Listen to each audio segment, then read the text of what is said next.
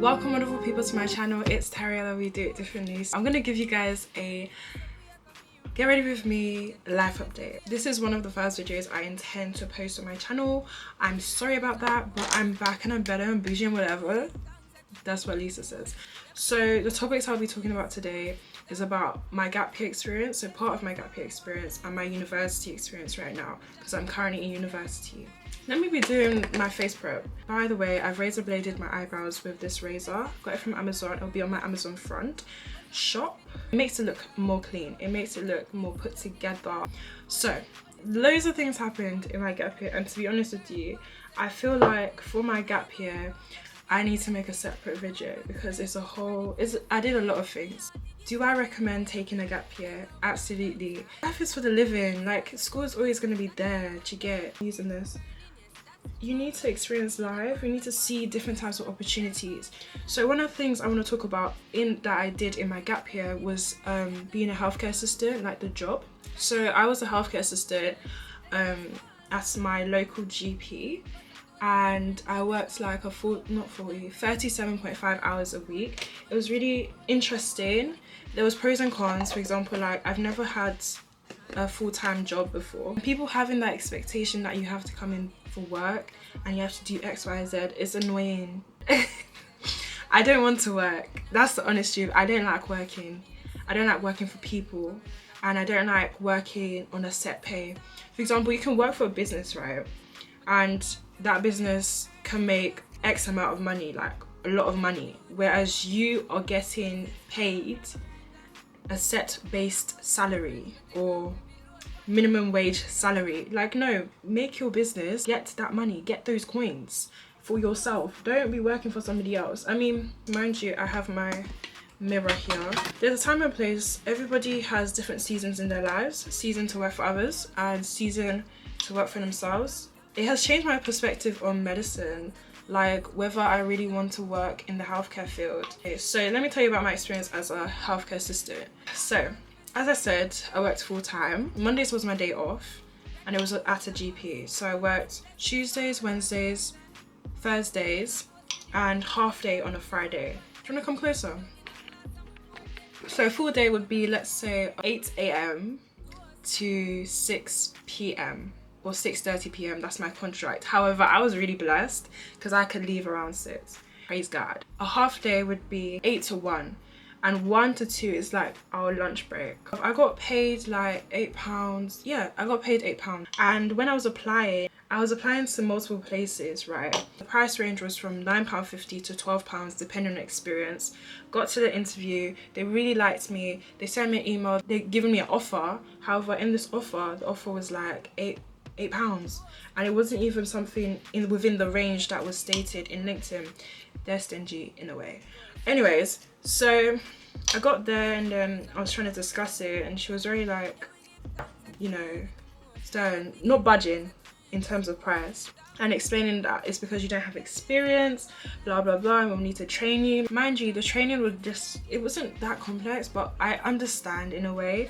The training was like in blood pressure, taking blood, phlebotomy from the arm, so taking blood from the arm, from the finger, all these things. So those were nice. Oh my gosh, I forgot sun cream.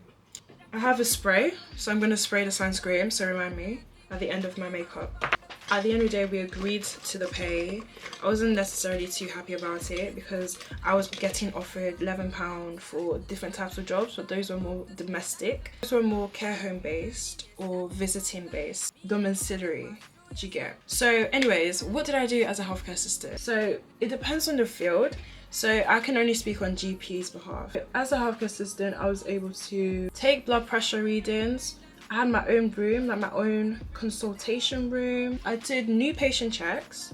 So new patient checks is basically when you're newly registering to the GP. The patient comes in and we take their basic measurements. So that means like their blood pressure, their weight, their height, all these things, just to put it down on the record and see whether like they might be susceptible to any kind of disease and give them advice. I also did urine analysis. The patient would be given a bottle and will be asked to take a urine sample in the toilet, obviously, and then I'll take the urine bottle and dip it with a dipstick and check for different things like glucose, protein, all these things that could be a sign for diabetes or urine infection or anything like that, and then we can act on it from there if necessary. So that was the basic thing I did for like the first couple of months. Then I started going into different things like adult health checks after my phlebotomy training. So I got this job in November last year. Then in December, like December 1st literally, I took my phlebotomy training to take blood from the arm. Because I'd done that, I was able to like check for the blood. So I actually do finger pricks to check for like the glucose testing, so how much sugar is in the blood and stuff. Oh no, what's going on? Over time I did adult health checks, which was just like it was similar to new patient check but more in depth in terms of the blood. So with the blood we'll check for the cholesterol, which is like the amount of fats in the blood, and also we'll check for glucose depending on whether the patient meets those criteria in terms of weight, if they're obese or if they have high blood pressure, to check for that. And I started doing like phlebotomy on people, like actually getting consultations or clinics for phlebotomy. One thing I really wanted to learn was like injections, like giving people injections for flu and stuff, flu jabs, but I wasn't really allowed to do that because I was going to leave anyways, so there wasn't any point for them to train me on that. So what were the pros and cons? I have story times as being a healthcare assistant. Like, let me tell you one of the story times. So I remember the first time as a healthcare assistant, you know, you're working in a professional manner, right? So you wouldn't necessarily expect this to happen. Basically, I'm waiting for a patient to come in, but from the consultation, it looks like they're running late, right? And when you're running late, it gives you like 10 minutes to arrive on time, or else your appointment is cancelled. Sorry about that. Rude. When your appointment is cancelled, you're not really meant to come in. Like, you're not going to be seen because there's a staggering of other patients that needs to be seen, and it will delay everybody else. This patient that's supposed to come in is just right before my break. So he didn't come, I didn't enter my break. Then I get a phone call in my consultation room. I answer it, it's from the receptionist. The receptionist asked, oh, the patient's late, can they come in? So I said, oh, okay, fine. And then she's thanking me because it's in my break, and then I'm like, oh, okay, yeah. So he comes in, and he's like, oh my gosh, I'm so thank you for seeing me, da da da da. Oh, this means so much for me. See, praise. I mean, I get the thank you, but this is a bit too much, you know what I'm saying? But anyways, I'm like, oh, it's fine. Mind you, this is like a month in or less to the job. So I do the new patient check, the basic stuff. While I'm doing his height, he's making a comment like, oh, I'm nearly your height. I'm like, no, you're not.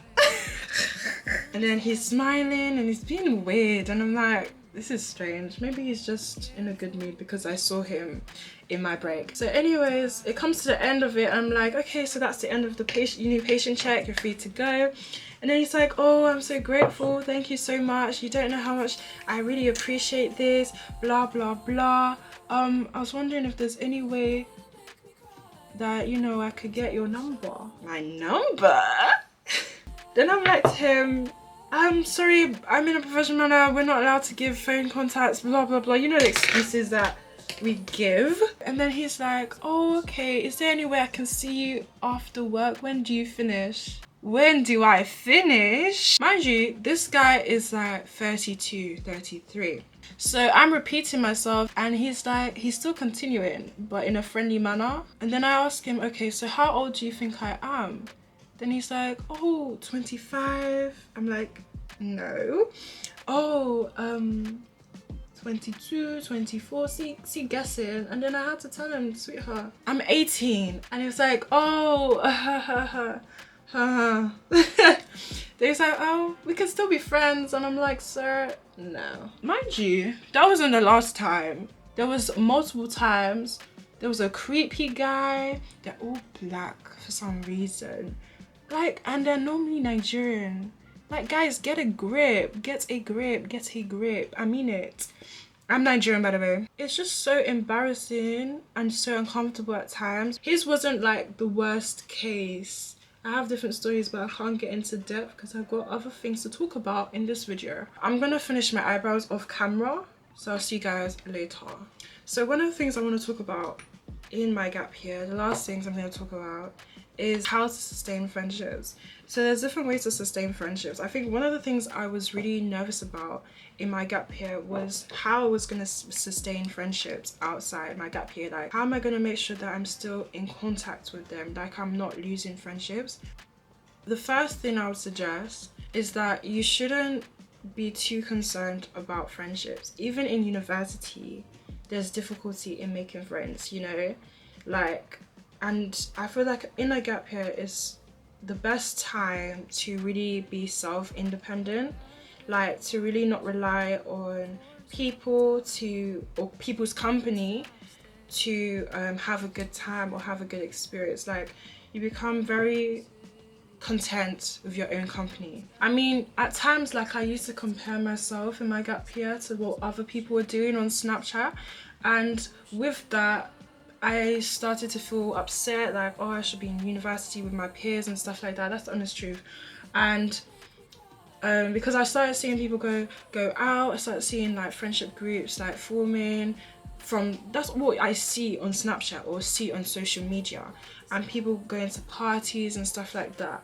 And like, to be honest with you, if you do not remove the things that is going to make you compare yourself, you'll be comparing yourself all the time, and you wouldn't actually find enjoyment in what you are doing. You will lose focus on you, and you will start focusing on people's journeys. People that you're not even sure are enjoying their journey. You assume that, oh, because they're posting on Snapchat, that they're having the time of their life. Like, no, social media is a delusion. Word. You cannot allow yourself to compare yourself to other people's lifestyles that you're not even sure they're enjoying. Because now that I'm in university, and I will talk about it furthermore, I would say that partying isn't necessarily something I enjoy too much, but it's not a necessity in order to make friends or in order to enjoy your university experience, quote unquote.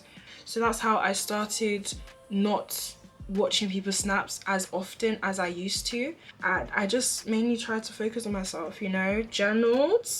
Journaling is really good, really good. It helps you with your mind, it helps you with your soul, it helps you with like your emotional intelligence, like just like acknowledging your position right now, acknowledging like what you need to do to improve on yourself is really important, and it just allows you to focus on yourself right now. I would also say, with sustaining friendships and not being worried about missing out, be intentional with your friendships that you have, that you intend to maintain. You should make sure that you're calling friends up, or you're scheduling time to call people up, or you should make sure that you're scheduling time to meet people, so actually take leave on certain days that your friends will be available to accommodate you at their uni. Like, that's what I did. That's what you will see in my February vlog. I went to like my friends' places, accommodations, and I stayed there for a bit in Nottingham, in Manchester, and I live in London, and that was fun, and that was a nice time to just like have, it felt like I was actually experiencing the university experience as well in a way, because I don't know, and it was nice. This is the realities of being an adult, if you understand what I mean. Like, you're not always going to have time to meet up with your friends, you're not always going to have time to be around them 24/7. The sooner you realize that, the better for you, and that's what the gap year has allowed me to realize. Even if you went to university straight after sixth form or college, you realize that you lose some friends, are like close proximity friends, so friends that were just your friends because you guys went to the same school. That's not a bad thing, because obviously everyone wants like a companionship in some way, but sometimes it's good to like let go of friendships that just needs to go.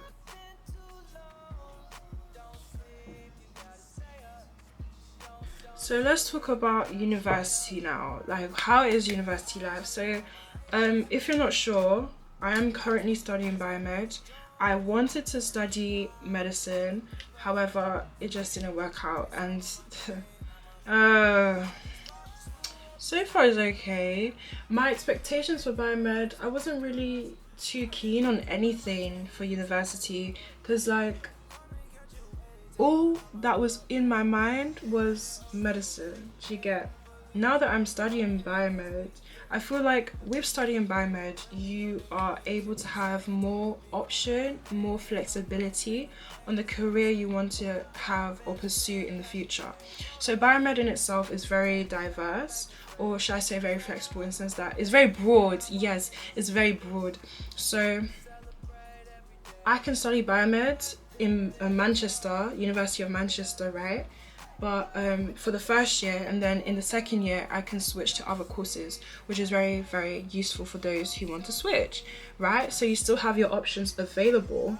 The course in itself is nice, it's interesting, it's science. I mean, I like science, you know, I like science of the body, science of the genes. It's really interesting. Instead of placement in hospitals, I have things like labs, which is okay, but it's not medicine. Do you get?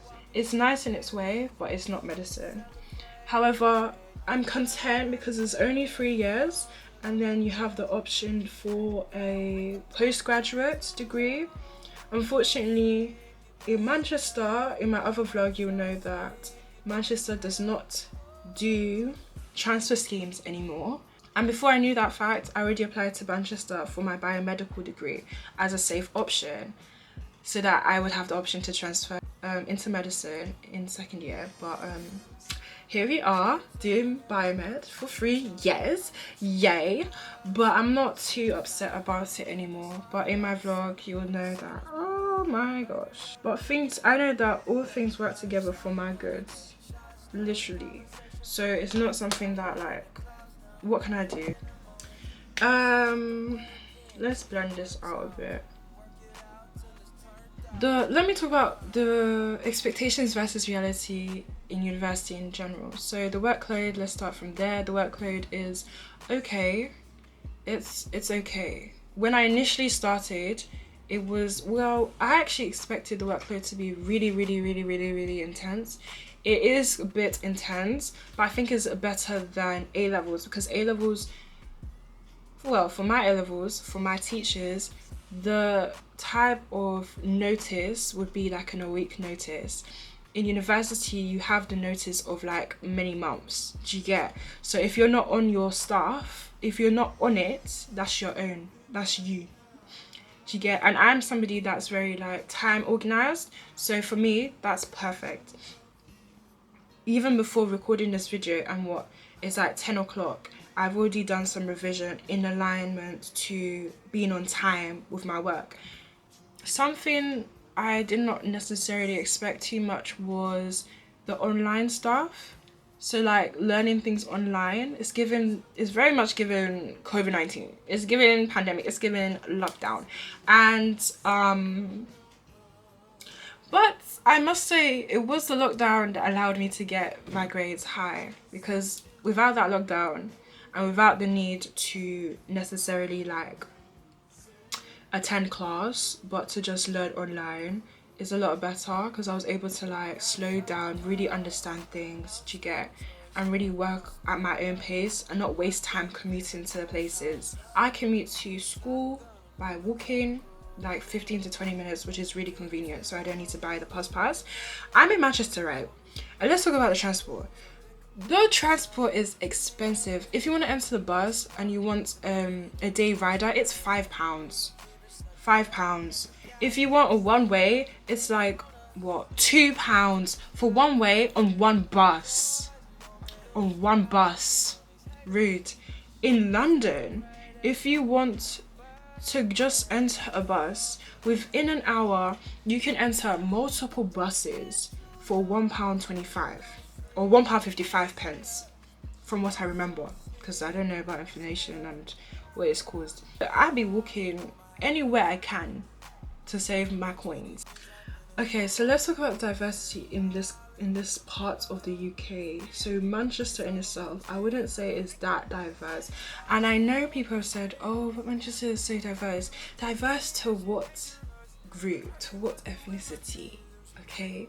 Because me, I be black. Okay, and I haven't really seen that many people that look like me in my school. Like, I be seeing them, but it's not as much as, let's say, you would see Asian people, like white Asian or brown Asian people, you know. And it's like, it's a bit frustrating because I'm not used to this climate. I'm from London. Yeah, so it's a bit different, but it's manageable, I guess. And like, people are people. I should tell you about my ACS experience. My ACS experience, my first experience with Manchester ACS, and I'm going to talk about it in this video because honestly, I was shocked that it be your own people who want to steal from you. Why? Why? Money for your milk? I understand that, but why must you defraud your own neighbor? It says in the Bible, you will not defraud your own neighbor. I will not be defrauded in Jesus' name.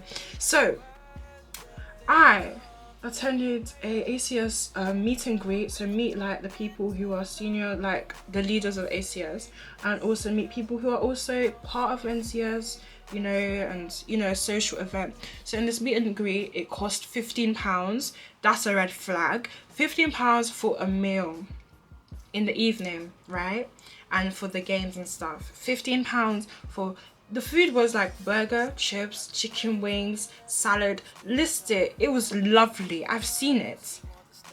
Anyways, so I go there. They said come at 7 because we're gonna feed you at 7, and if you don't come by 7, no food for you.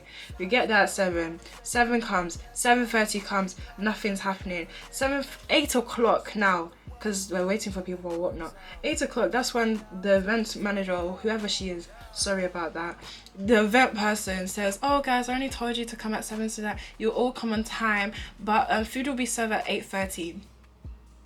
At this point, I'm fasting. At this point, I'm doing up a fast.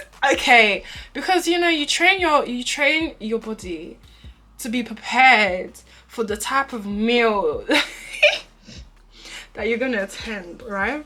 That you're gonna experience. So that's what I was doing. I was training my body. So anyways, so 8:30 comes. Mind you, before it was 8:30, right? We were doing games like walk around the venue and get in a group of so and so if you have the same type of shoe or you're from this accommodation. That's how you have to talk to people and ask them, are you from here or da da da.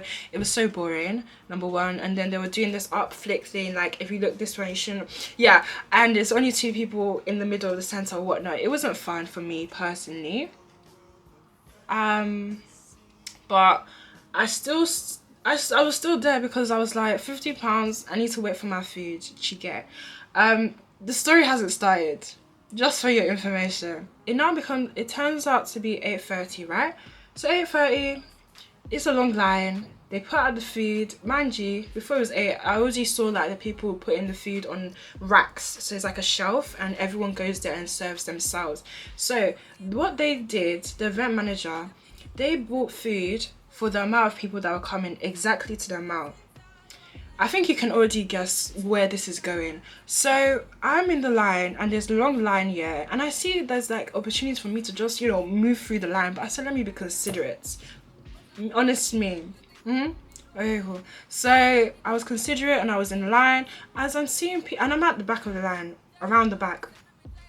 Then I start seeing people like take lots of food. The food was looking good. Mind you, the burger was half a burger. Anyways, but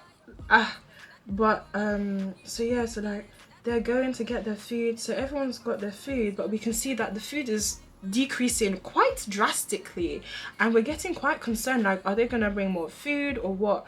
And everyone's serving themselves at this point. So when it comes to me, when I get there, where everyone around me gets there, we're seeing crumbs. We're seeing, you know what? I'll show you what I put on my plate. And this was what I put on my plate, just to be considerate of the people right at the back. You get, I can't make this up. So this is what I ate. You tell me if that's a whole meal. Tell me if that's worth £3. Would you feed your dog that? Would you feed your... You know what was annoying? I was hungry. And I paid £15. It's not that £15 is like 100 or 200 pounds you get, but £15 to feed somebody dog food you won't feed your dog. Huh? Okay. Mind you, everyone got the ability to take their own. I took that because that was what was available, and this is vegan. You got to decide whether you were gonna choose from vegan option, vegetarian option, or meat. I got vegan. I put meat down. Am I a vegan? No. And no disrespect to anybody watching it. And I sat down, and as I was taking just a bite, as you saw in that little vegan meatball, whatever, cheese ball, I was just deep in it. I was on the phone to okay, like, bro, look at what I'm eating. Look. And she was laughing. Her and Demi's her flatmate, was laughing her head off. I was laughing. You know why I was laughing? Because I was getting angry. You know when like somebody's laughing but they're angry? Yeah. I was getting irate. I was getting angry. So I thought to myself, I cannot leave this venue knowing that they've defrauded me, and the Bible says you should not defraud your neighbour. It can be. So I said, let me go to that event manager. I went to one of the people that is one of the members, and I said to them, I would like to talk to somebody about this experience, blah blah blah.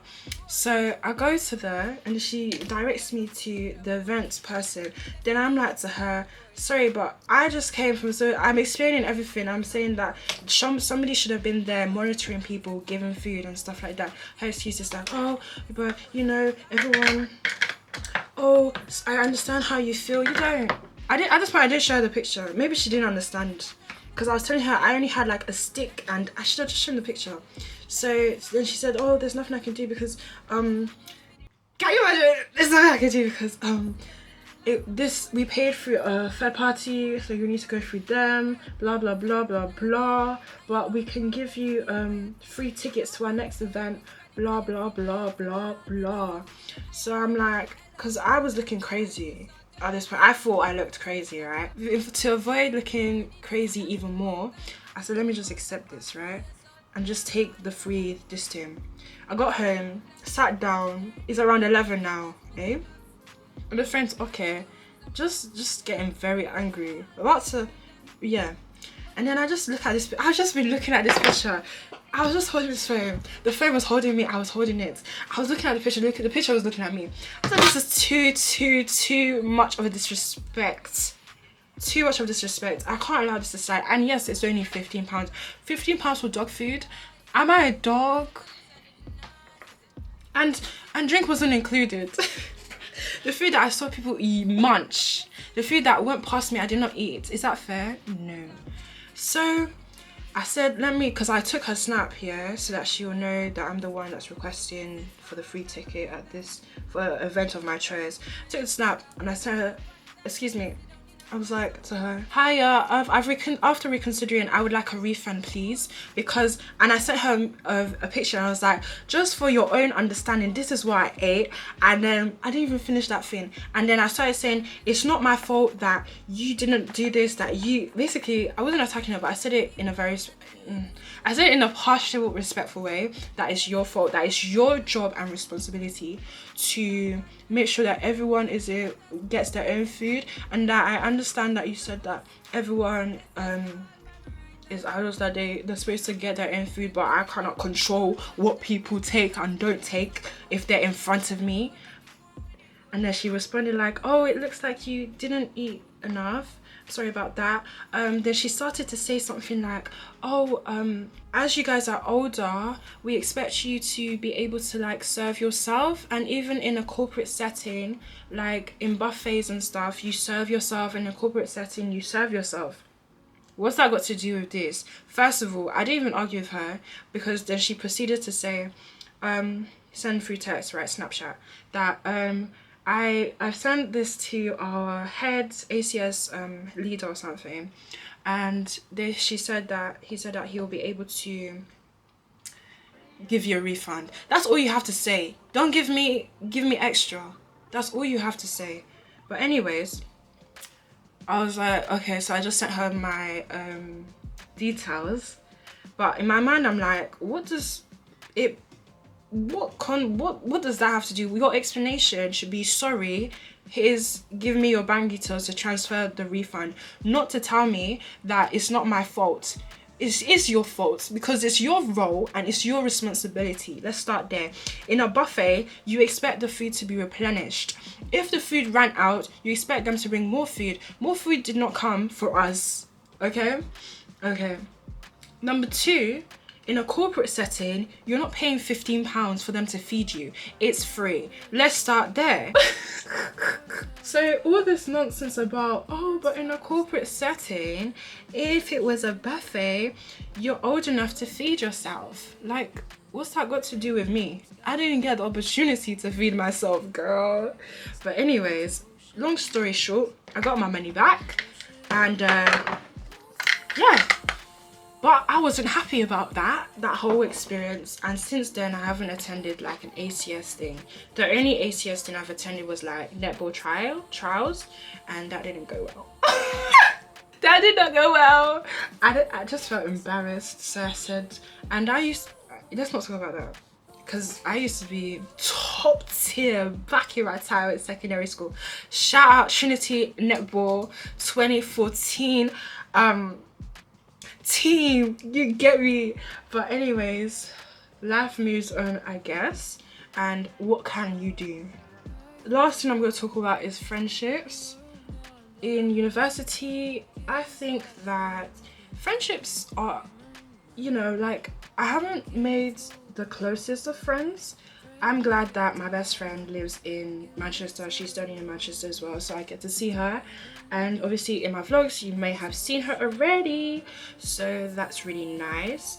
I would say that with friendships, you shouldn't feel, I'm very dependent. Yeah, I'm very independent, sorry. So like, I don't rely on people's company to make me feel like I'm having a great time or anything. I don't really go clubbing. I don't do all those things because I don't see the value of it. I think it's a waste of money and a waste of time to sleep. I like sleeping. That's me. The only party I went to was like a Nigerian independence party, which was like Afrobeats, and that's my type of music. Do you get? Other than that, like, mind you, this is a sample spray from MAC, I think. But yeah, but other than that, like, I've made some friends. I would say friends to be, let's say. And I'm recording this in November, so it might change in the future. But I'm excited for the future and stuff like that in all. I'm just gonna remove my hair thing and then we can talk furthermore. Okay, so this is the makeup for the hair. My hair is curled with leggings. And I've never done this before, so I want to see whether this worked. Okay, so you take off, have nails on. Take off this band as well. Once? No.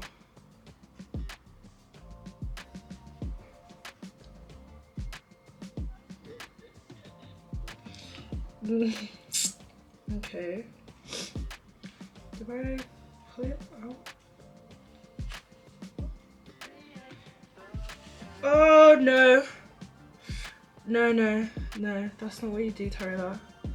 Oh my gosh. I don't. Okay.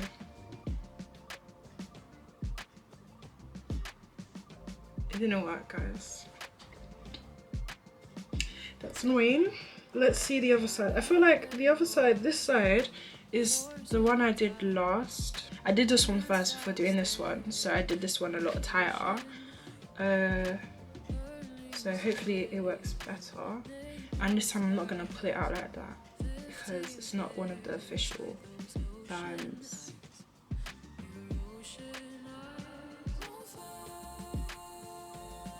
Obviously one side cannot be curly and the other one not at all curly.